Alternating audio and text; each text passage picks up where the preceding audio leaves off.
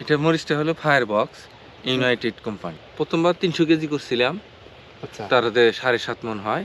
আচ্ছা। আর দ্বিতীয়বার 100 মন ছিটছি। দ্বিতীয়বার জি, তারপরে 20 দিন পরে যে আবার সিরানটা দিলেন ওইটাও আবার 20 দিন পরে ছিটছি। এটা 20 দিন পরে ওটা কত মণ? সেখানে কত মন? পরে এই তৃতীয় ছিড়াতে আমি 205 মন উঠাছি। 312.5 মন 190 শতক জমি। জি, আচ্ছা, ছিটছি তার মানে তো। আমি ধরে নিতে পারি যে 4 ছিরার মধ্যে আপনার 550 কেজি, এইরকম হবে।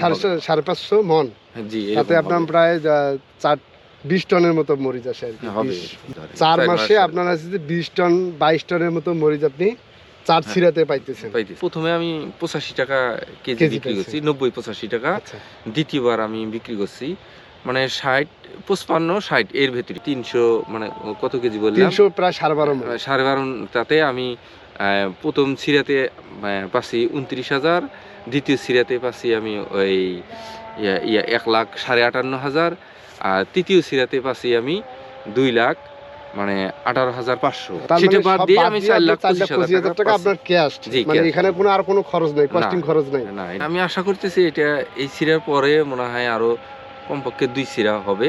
এই মরিচটা অন্যান্য মরিচের চেয়ে এটা এই বাজারে মানে চাহিদা চাহিদা ভালো। ভালো আর কি।